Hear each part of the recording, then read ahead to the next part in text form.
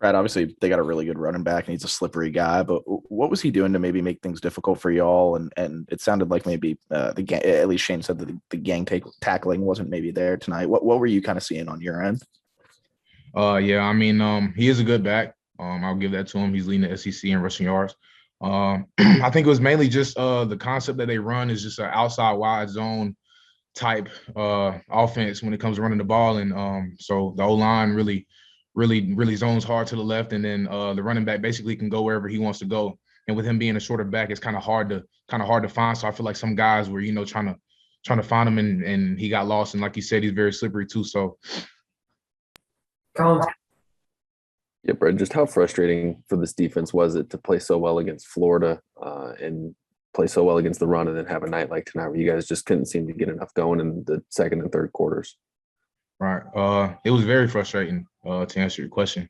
We had high expectations as we do every week coming into this game, and especially after that win last week. But end of the day, we just didn't get the job done, and we got to be sharper with our run fits. And we got to, like Coach said, one of our emphasis this week was, game tackling and running to the ball. We ran to the ball, but we had to finish those plays, finish those tackles. Ben Bryant. Brad, you mentioned the outside zone stuff. How tough is it when a team can kind of get that going and then switch to that counter, which it seemed like kind of really got you? Yeah, I mean, it can be difficult. It can be difficult because, you just have to have really – your eye discipline has to be, really in the right spot. So with them, going back and forth between the wide zone and the counters, we had keys going into the week to be able to point that type of stuff out. And we were communicating that stuff. But I think, just as the game went on, they found their ways to slip some plays through. So All right, we got time for two more quick ones. Let's go to Corey Diaz first. Brad, from a maturity standpoint and a leadership standpoint, coming off the week of practice that you guys had leading up to tonight, was tonight's performance overall from the entire team, was it a little surprising that you guys didn't come out with as much vigor and everything that you had coming out last week against Florida? Yeah, I wouldn't say surprising, but it definitely, like I said, didn't meet our expectations of what we knew should have happened. And we came out, we didn't come out the way we should have, and we didn't sustain the same energy throughout the game that we needed to get the job done. And I feel like at the end of the day, that's really what it came down to.